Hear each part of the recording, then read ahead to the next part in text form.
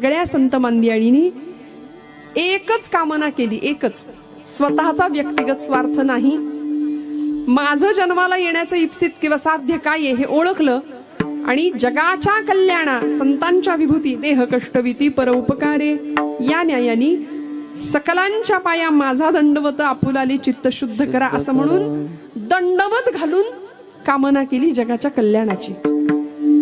दादागिरी नाही केली संतांनी. दादागिरी तुम्ही आम्ही करतो. संतांनी दादागिरी नाही, संतांनी दंडवत घातलं आणि जगाच्या शाश्वत कल्याणाची कामना केली. भगवंताचं व्यापकत्व, भगवंताचं स्वरूप हे ओळखलं, देवाला पाहिलं या मंडळींनी. आपण सगळी मंडळी रोज भक्ती करतो, रोज कथा कीर्तन जरी ऐकत असलो, रोज भजन पूजन नामस्मरण संकीर्तन प्रवचन सगळं करतो, पण आपण देवाला पाहिलंय का? पाहिलंय का मावशी? इकडे पाहिलंय देवाला? देवाला नाही पाहू शकलो आपण. कुणी म्हणेल देव नाहीच आहे. आता त्यांच्यासाठी हे कीर्तन किंवा हा सोहळाच नाहीये. देव आहे की नाही अशाच चर्चा अजून बुद्धिवाद्यांच्या चालल्यात. जाऊ दे, त्यांना बुद्धीचे फाटे फुडत बसू देत. आपल्याला काय करायचंय? आपल्याला माहितीये ईश्वरी सत्ता अशी काही आहे की जी वृक्षाचेही पान हाले त्याची सत्ता राहिली. हंता मग कोठे देखवी ऐकवी एक नारायण तयाचे भजन चुको नये. अनंत रूपाने नटलाय. घटाघटामध्ये त्याचं अस्तित्व आहे. विठ्ठल जळी स्थळी भरला रीता ठाव नाही उरला, असं सगळीकडे त्याचं व्यापकत्व आहे, सगळीकडे त्याचं अस्तित्व आहे, सगळीकडे भरून उरणारा भगवंत आहे. मग आपण त्याला पाहू शकत नाही. मग मर्यादा आपल्याला आहेत. आपण त्याला पाहू शकत नाही. काहींना देव कळतो पण मिळत नाही, काहींना देव मिळतो पण कळत नाही, काहींना देव मिळतो सुद्धा आणि कळतो सुद्धा, काहींना मिळतही नाही आणि कळतही नाही. विठ्ठल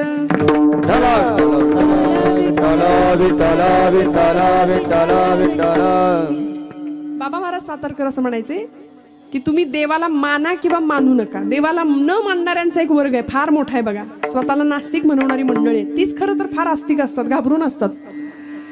देवाला न मानणाऱ्यांचा एक वर्ग आहे, त्यांना बाबा महाराज म्हणायचे तुम्ही देवाला माना किंवा मानू नका. त्यांनी तुम्हाला मानलंय एवढं तर माना. तुम्ही देवाला माना किंवा मानू नका, तो तुम्हाला विसरत नाही याचं विस्मरण होऊ देऊ नका. देव नाही आपल्याला विसरत, आपण त्याला विसरतो.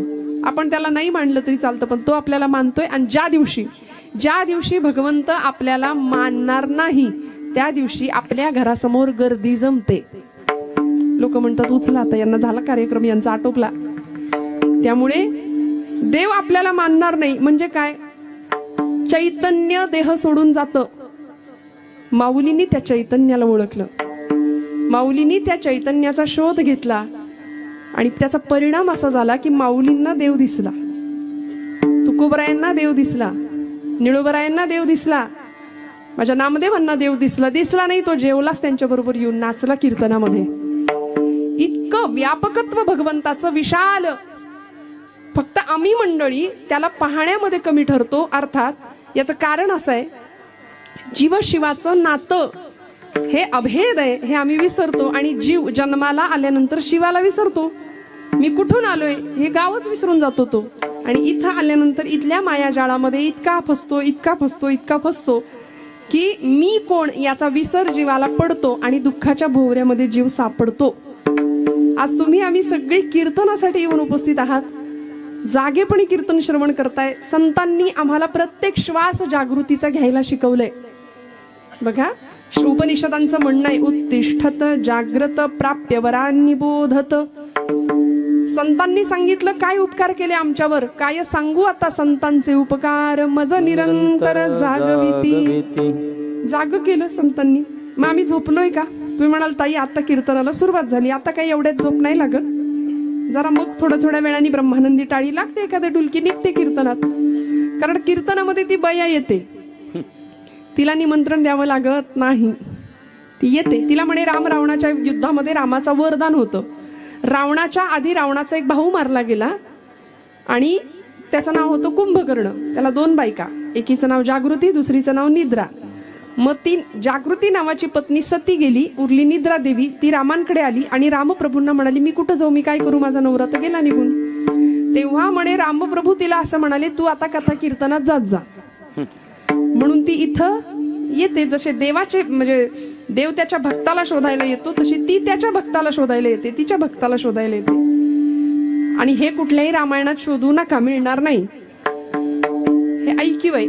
पण भगवंत जसा प्रिय आहे ना, तशी आम्हाला ती सुद्धा निद्रा देवी सुद्धा फार प्रिय आहे. आणि ती कीर्तनामध्ये बरोबर येते. कारण कीर्तनी कीर्तनी बैसता निद्रे नागविले, कीर्तनी बैसता निद्रे नागविले, मन माझे गुंतले, मन माझे गुंतले, विषया सुख विषया सुख, अमृताहुरी गोड नाम तुझे देवा, नाम तुझे देवा, अमृताहुरी गोड, अमृताहुरी गोड नाम तुझे देवा, नाम तुझे देवा.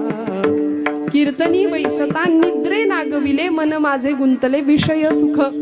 विषय सुखामध्ये आम्ही इतके रमलो, त्यामुळे आम्हाला कीर्तनामध्ये ती निद्रा देवी त्रास देते. पण संतांनी आम्हाला जाग करण्याचं काम केले. उत्तिष्ठत जाग्रत, उपनिषदकार म्हणाले, उठा जागे भारे आता, स्मरण करा पंढरीनाथा. जन्म मरणाची येरझार चुकवण्याचं काम करणारं जागे पण संतांनी आम्हाला दिलं. पण आता माझा प्रश्न असा आहे, आपण आधी जागे होतो की आपण आधी उठतो? उपनिषदकार म्हणाले उत्तिष्ठत आणि जाग्रत. खूप लक्ष देऊन कीर्तन ऐका बरं का. अनेकांचा असा संभ्रम असतो, 2 तास भरपूर हसायला मिळालं की कीर्तन मस्त, कीर्तन भारी, विनोद, आयुष्याचा विनोद व्हायची वेळ आली. कीर्तनात विनोद आमच्या गुरुजींनी सांगितलं लोणच्या पुरता पाहिजे. लोणच्याचं जेवण आपण नाही करत बाबा कधी. त्यामुळे भक्ती ज्ञाना विरहित गोष्टी इतरान कराव्या, प्रेम भरे वैराग्याच्या युक्ती विवराव्या, प्रेम भरे वैराग्याच्या युक्ती विवराव्या. भक्ती ज्ञाना विरहित गोष्टी न कराव्या, प्रेम भरे वैराग्याच्या युक्ती विवराव्या, प्रेम भरे वैराग्याच्या युक्ती विवराव्या. जेणे करोनी मूर्ती ठसावी अंतरी श्री हरीची, जेणे करोनी मूर्ती ठसावी अंतरी श्री हरीची, ऐसी कीर्तन मर्यादा हो संतांच्या घरची, ऐसी कीर्तन मर्यादा हो संतांच्या घरची. हे नाथांचं कीर्तनाची आचारसंहिता नाथांनी दिलेली आहे, त्यामुळे ती मोडण्याचा अधिकार आपल्याला नाही. त्यामुळे मी असं म्हटलं की आपण सगळेजण देवाला पाहण्याकरता धडपडत असतो, देवाला प्राप्त करण्याकरता धडपडत असतो. कुणी जपजाप्य करतंय, कुणी तीर्थयात्रा करतंय, कुणी दान धर्म करतंय, कुणी स्वाध्याय परिवाराकडे जातंय, कुणी सनातनच्या बैठकीला जातंय, कुणी प्रजापिता ब्रह्मकुमारी त्यांच्या बैठकीला जातं, कुणी अजून इस्कॉनकडे जातंय, कुणी दत्त संप्रदाय, कुणी वारकरी संप्रदाय, कुणी अजून कुठला संप्रदाय. अनेक वाटा आहेत, अनेक वाटा आहेत. ज्याला जी वाट झेपतीये, पसतीये, रुचतीये तो त्या वाटेला जातोय. पण वाटांमधला भेद जोपर्यंत नष्ट होत नाही तोपर्यंत देव सापडत नाही. असंख्य वाटेंनी आपण जात जात जात जात अभेद वृत्ती निर्माण होण्याऐवजी भेदच वाढत चालला. आमचं असं, आमचं तसं, आमचं तसं. आणि हे करण्याच्या नादामध्ये एकरूप असलेलं, एक असलेलं, एकोहम बहुश्याम असलेलं ते एक तत्व, एक ब्रह्म आम्ही विसरून गेलो. आणि ज्ञानोबा यांनी त्या ब्रह्माची ओळख करून दिली आम्हाला, किंवा ते ब्रह्म ओळखलं. संतांनी ते ब्रह्म ओळखलं. निळोबारायांनी त्या ब्रह्माची व्याप्ती सांगून दिली आम्हाला. निळोबाराय म्हटले, एकले न कंठेची म्हणोनिया येणे. एकटं होतं ते. कोण? ते ब्रह्म एकटं होतं, त्याला कर्मच नव्हतं. देव एकटा होता, निर्गुण होता, निराकार होता, त्याला कर्मेनाच. म्हणून त्यांनी आपल्या मायेचा आधार घेतला आणि मग त्यांनी सृष्टीची रचना केली.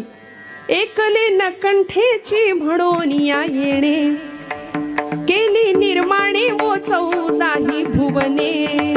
गगन गगन मेघ सूर्य चंद्र तारांगणे पंचही महाभूते भौतिके भिन्न भिन्ने वो पंचही महाभूते भौतिके भिन्ने भिन्ने वो ऐसा लागमिया माया सूत्रधारी ऐसा लागमिया माया सूत्रधारी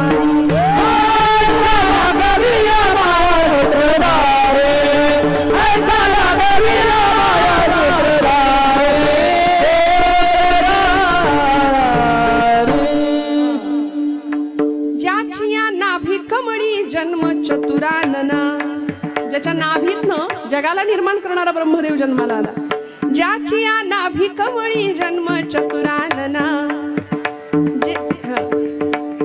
ज्याची या प्रकाश प्रकाश रवी किरणा ज्याची या महातेज तेज हुताशना हो येण्याची पढवुनी वेदू केला शहाणावो येण्याची पढवुनी वेद केला शहाणावो ऐसा लागमिया माया सूत्रधारी ऐसा लागमिया माया सूत्रधारी ऐसा लागमिया माया सूत्रधारी ऐसा लागमिया माया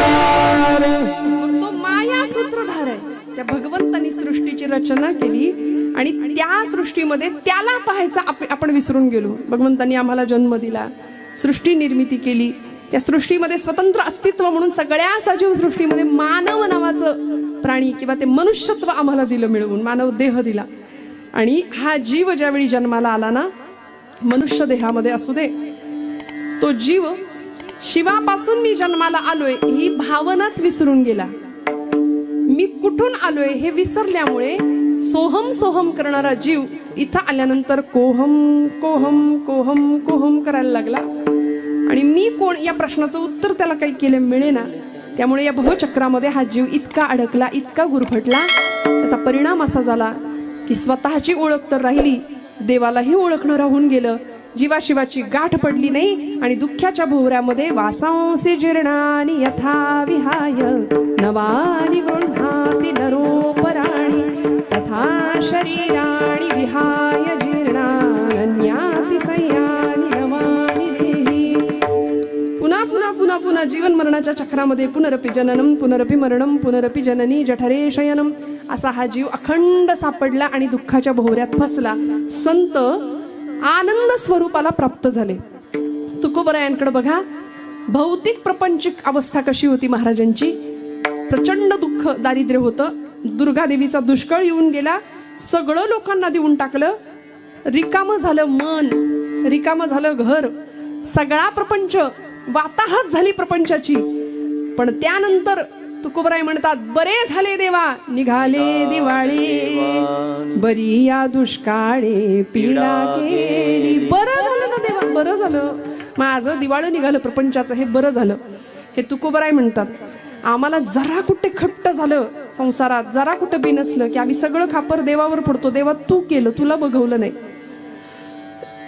आपल्या सुखातही देव नसतो आणि आपल्या दुःखातही देव नसतो आमची चूक अशी होती की आम्ही त्याला ओळखायला चुकतो आम्ही सगळीकडे त्याचा शोध घेत राहतो आणि तो कुठंच नसतो वस्तुतः देव किंवा ब्रह्म किंवा ते चैतन्य ही शोधायची वस्तूच नाही देव हा प्राप्त करण्याची गोष्टच नाहीये देव प्राप्त आहे आपल्याला तुम्ही जागे आहेत ना सगळे जागे आहेत ना हा देव आपल्याला प्राप्त आहे मग आता सांगा देवाला पाहिलंय का पहिला प्रश्न परत विचारते देवाला पाहिलंय का अजून पण नाही म्हणताय बर मग अशी तुम्ही नाहीच म्हटला होतात आताही देवाला पाहिलं नाही असंच उत्तर देत आहे बर देव प्राप्त करण्याची वस्तू किंवा गोष्ट नाहीये देव आपल्याला प्राप्त आहे प्रमाणासहित सांगते तुकोबरायांचं प्रमाण आहे उदकाचे तरंग तरंग उदकाचे अंग तरंग उदकाचे अंग तरंग उदकाचे अंग उदकाचे तरंग तरंग उदकाचे अंग तरंग उदकाचे अंग तरंग उदकाचे अंग उदकाचे तरंग हो हो उदकाचे तरंग तरंग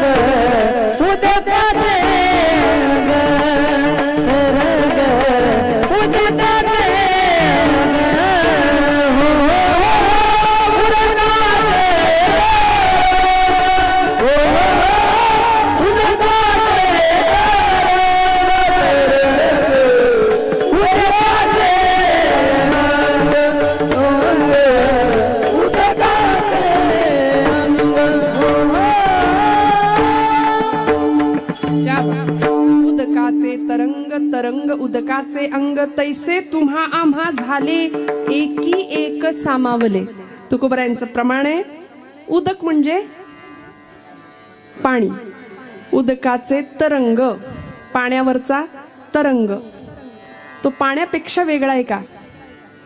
पाण्यावरचा तरंग तो वेगळा दिसत असला तरी तो पाण्याचाच अंश आहे ना त्याच्यामध्ये. उदकाचे तरंग, तरंग उदकाचे अंग, तैसे तुम्हा आम्हा झाले एकी एक सामावले. जसं पाणी आणि पाण्यावरचा तरंग एकमेकांपासून वेगळा नसतो, तसा शिव आणि शिवापासून निर्माण झालेला जीव हा शिवापासून वेगळा नसतो. विठ्ठल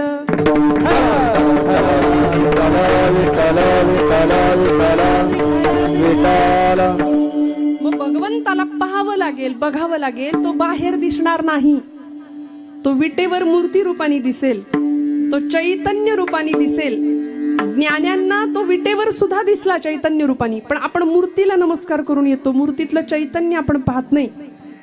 तो विटेवर उभा असलेला भगवंत तो जर आतही आहे याची प्रचिती घ्यायची असेल तर आपल्याला आत बघावं लागेल. आत म्हणजे कुठे?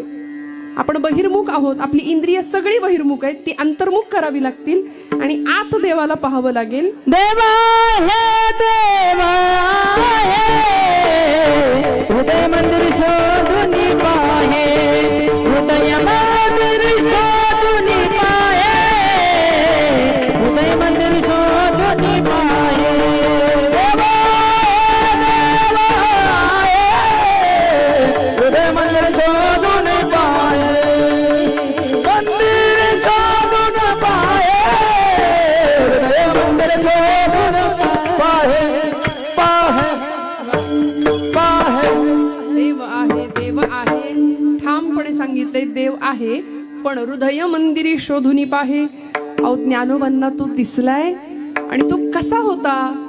मी त्याला पाहिलं, ज्ञानोबराय ठामपणे सांगतायत. तुकोबरायांनी त्याला पाहिलं, तुकोबरायांनी अनुभूती घेतली देवाला पाहण्याची. आता आपल्याला तो दिसलाच नाही, आपण कसं सांगणार देव कसा आहे? आपल्याला दिसला नाही, आपण कसं सांगणार देव कसा आहे? आपण मात्र बुद्धीचे फाटे फोडत बसतो. आणि असंच एका पत्रकारांनी पंढरपूरला जाणाऱ्या एका निष्ठावंत 80 वर्षाच्या वारकऱ्याला प्रश्न विचारला होता. महाराज, किती वर्षापासून वारी करताय? अलीकडे आता ते सोशल मीडियाचा जमाना आहे, सगळ्यांच्या मुलाखती घ्यायच्या. वारीमध्ये गर्दी खूप असते बघा. कुणाची? म्हणजे वारकऱ्यांची तर असतेच, हौशे गौशे नवशे सगळे आपण असतो. मग त्या गर्दीमध्ये काही लगेच कॅमेरा घेऊन तयार असलेली मंडळी असतात. त्यांनी प्रश्न विचारला, महाराज किती वर्षापासून वारी करताय? वारकरी बुवा म्हणले, बाबा, त्यांच्या खांद्यावर त्यांनी त्यांच्या नातवाला घेतलं होतं आणि त्यांनी प्रश्न विचारला, वारी किती वर्षापासून करताय, काय आठवतंय का? ते म्हणले, नाही रे बाबा, साल काय आठवत नाही, पण माझा नातू जसा माझ्या खांद्यावर आहे तसा मी माझ्या आज्याच्या खांद्यावर बसून येत होतो, तेव्हापासून मी वारी करतोय. इतक्या सहज उत्तर मिळालं. आणि पुढचा त्या पत्रकाराचा, त्या पोराचा प्रश्न, आई आम्ही बुद्धिवादी माणसं अशीच असतो बघा, फार फाटे, श्रद्धा नाही, भाव नाही, खंडीवर प्रश्न विचारू आम्ही. खंडीवर टिकली लावायची कपाळाला, पोरगी विचारणार का, नाही लावली तर काय होते, नाही का? खरं एक नाही मावशी, हातात बांगडी घाल ग बाई असं म्हणायचं सोय नाही. ती म्हणते काय होतंय नाही घातली तर. त्यांच्याकडे उलटे प्रश्न तयार असतात. असं त्यांनी विचारलं, बाबा एवढे वर्ष तुम्ही वारी करता, बरं मग देव दिसला का? देव भेटला का तुम्हाला? त्या बाबांनी त्याच्याकडे असं बघितलं आणि म्हणले, एवढे वर्ष वारी करताय तुम्ही, इतक्या उन्हात अनात पावसा पाण्यात चिखलात तुडवत तुडवत सगळे भिजत उन्हात बिना कसेही जाता तुम्ही, पांडुरंग दिसलाय का तिथं तुम्हाला? तो म्हणला, नाही रे बाबा, नाही दिसला. तरी वारी करता? वय थकलंय, चालायला जमेना तरी वारी करता? नाही म्हणले, पांडुरंग काही दिसला नाही. त्या पोरांनी खूप प्रश्न विचारले. त्या म्हातार बाबांनी सांगितलं, पोरा लई प्रश्न विचारलीस मला तू आतापर्यंत, आता मी तुला एकच प्रश्न विचारू का? तो म्हणला, हे विचारा. तुम्ही कुत्रा पाळता का? कुत्रा म्हणले. तो पत्रकार, तो मुलगा म्हणाला, हो आमच्याकडे कुत्रे घरात पण असतात म्हणले, बेडवर पण असतात. आम्ही शहरी माणसं काय, कुत्रा अंगणात असावा, खरं मागच्या दारात असावा, पुढच्या दारात, पण घरात नसावा असं आम्ही गावकरी समजतो. पण शहरी माणसं काय हो, त्याला घरातही नेतात. म्हणजे आमच्याकडे आम्ही कुत्रा पाळतो. बरं, पण तुम्ही घरात पाळता, पण आम्ही खरं सांगू का? ते म्हातार बाबा सांगायला लागले, आमचं कुत्रं घरात नसतं, घराच्या बाहेर असतं. वाड्या वस्त्यांवर वस्तीवर समजा आमची शेतीची काही कामं चालली असतील, पेरण्या झाल्या असतील, धान्य असेल, तर या सगळ्याची वस्तीची राखण करण्याकरता आमचं कुत्र वस्तीची राखण करतं रात्रभर. आणि रात्रीच्या वेळी एखादा चोर जर वस्तीवर शिरला, आमच्या गावात शिरला, तर आमचं कुत्र भुंकतं बर का. आमचा कुत्रा भुंकतो आणि त्यांनी भुंकलेलं पाहून त्याचा आवाज ऐकून गल्लीतली बाकीची कुत्री भुंकायला सुरुवात करतात. त्याचं भुंकणं ऐकलं की तिसरं कुत्रं भुंकतंय, त्याचं ऐकलं की चौथं कुत्रं भुंकतं. असं करत करत करत गल्लीतली सगळी कुत्री एकाच वेळी रात्री भुंकतात. तो म्हणला, बाबा नक्की काय म्हणायचंय तुम्हाला? अरे सांगतो, ऐक तर पुढं. तू मला प्रश्न काय विचारला? तू देवाला पाहिलंयस का? तुम्ही देवाला पाहिला का? पांडुरंग दिसला का? तुम्ही कुत्रा पाळता, पण आम्ही पाळलेली कुत्री भुंकतात एका वेळी. एक कुत्रा भुंकला, चोराला कोणी पाहिलेलं असतं? पहिल्या कुत्र्यांनी. सगळ्या कुत्र्यांनी चोराला पाहिलेलं नसतं, पण सगळ्या कुत्र्यांचा त्याच्यावर विश्वास असतो की काहीतरी गडबड आहे, भुंकलं पाहिजे. हे जर प्राण्यांच्या बाबतीत आहे, तर आम्ही माणसासारखी माणसं आहे. आम्हाला माहितीये ज्ञानोबांनी तुकोबांनी पांडुरंगाला पाहिलंय, त्यांनी पाहिलंय, त्यांना दिसलाय, मग आम्हाला सुद्धा पांडुरंग दिसणार, हा विश्वास. विठ्ठल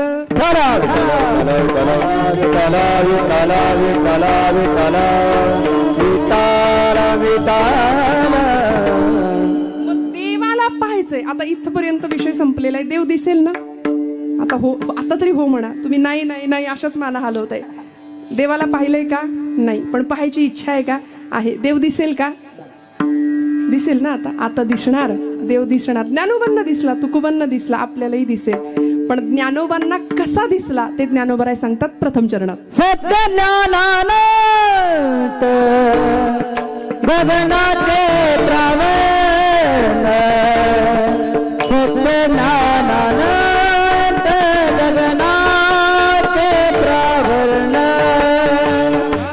सत्य ज्ञानानंत गगनाचे प्रावण, सत्य ज्ञानानंत गगनाचे प्रावण, सत्य ज्ञानानंद गगनाचे प्रावण, गगनाचे वन, गगनाचे प्रावण, सत्य ज्ञानानंद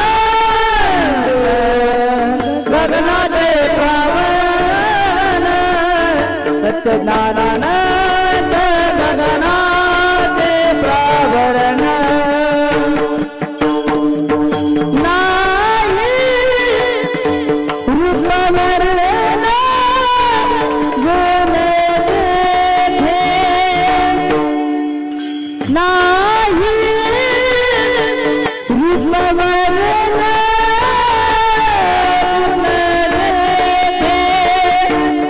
हरे श्रीहरि पहिला डोळे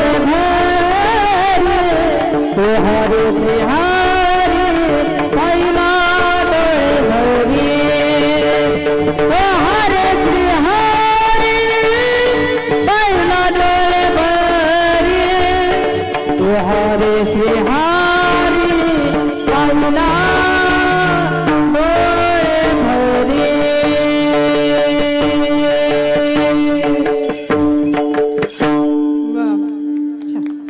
सत्य ज्ञानानंत गगनाचे प्रावरण, तोहारे श्रीहरी नाही रूप गुण वर्ण जेथ, किंवा नाही रूप वर्ण गुण जेथ, तोहारे श्रीहरी पाहिला डोळे भरी, पाहता पाहणे दुरी सारोनिया. भगवंतांना मी पाहिलं असं ज्ञानोबराय सांगतात. आणि तो भगवंत कसा आहे, त्याचं अस्तित्व, त्याचं स्वरूप, त्याचं व्यापकत्व, एकंदरीत त्याचं रूप सगळं आमच्या समोर शब्दातनं व्यक्त केलं ज्ञानोबरायांनी. सत्य ज्ञानानंत किंवा सत्य ज्ञानानंद दोन्ही पाठभेद आहेत. गगनाचे प्रावर्ण, नाही रूप वर्ण गुण जेथे. देव कसा आहे? देव मला दिसला, देवाला मी पाहिलं. ज्ञानोबराय सांगतात देव सत्य स्वरूप आहे. देव सत्य स्वरूप आहे. जिथं जिथं सत्य आहे तिथं तिथं देवत्व आहे. आता देवाला पाहायचं कसं आणि कुठे पाहायचं? बघा, देव कुठे दिसणार? जिथं सत्य आहे तिथं देव आहे. श्रीमद भागवत महापुराणामध्ये मंगलाचरणाचा पहिला श्लोक म्हटला जातो, सच्चिदानंद रूपाय विश्वोत्पत्त्यादि हेतवे तापत्रय विनाशाय श्रीकृष्णाय वयं नमः. सच्चिद आनंद स्वरूप असं त्याचं स्वरूप आहे. या श्लोकामध्ये भगवंताचं स्वरूप, भगवंताचा स्वभाव आणि भगवंताचं सामर्थ्य तीनही सांगितलंय. सच्चिदानंद रूपाय विश्वोत्पत्त्यादि हेतवे, हे त्याचं सामर्थ्य आहे. विश्वाच्या उत्पत्तीच्या, स्थितीच्या आणि लयाला कारण ठरणारा तो भगवंत आहे, हे त्याचं सामर्थ्य आहे. आणि तापत्रय विनाशाय म्हणजे त्रिविध तापांचा नाश करणारा तो भगवंत, त्याचा तो स्वभाव आहे. म्हणजे हे सगळं भगवंताकडे आहे. आणि त्यातलं ज्ञानोबराय सांगतात, माझा भगवंत मी पाहिला, तो कसा दिसला?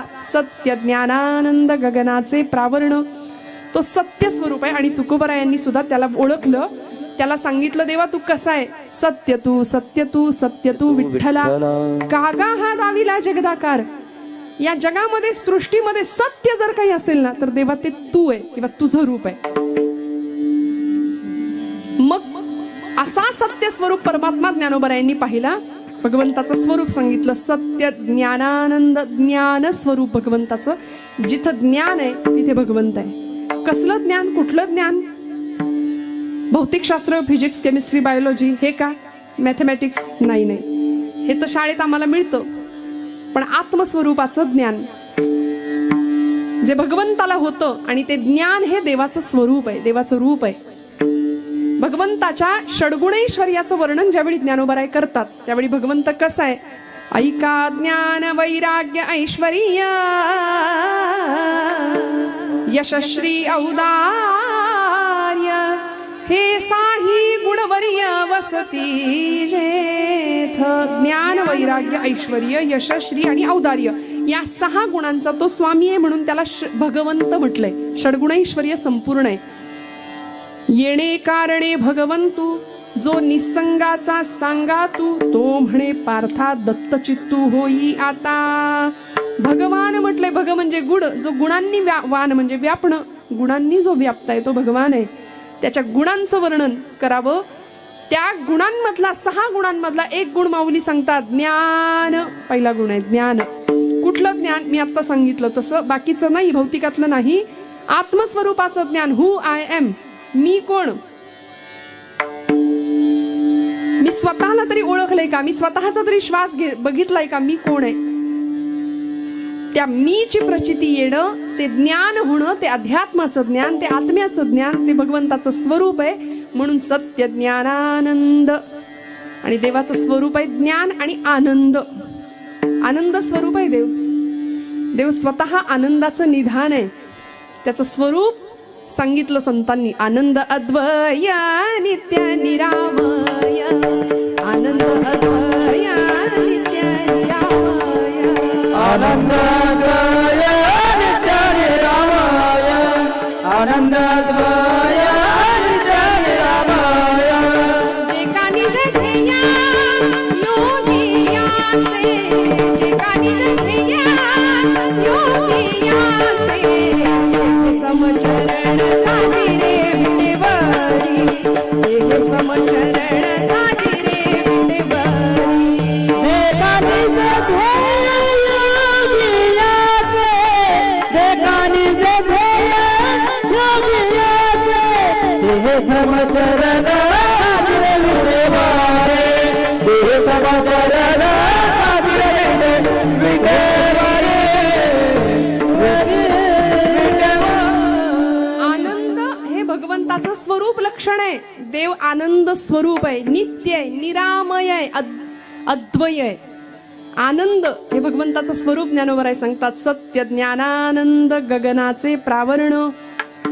आनंद स्वरूप असलेल्या भगवंताचे आम्ही अंश आहे. आणि आम्ही कसे वागतो? आमचा चेहरा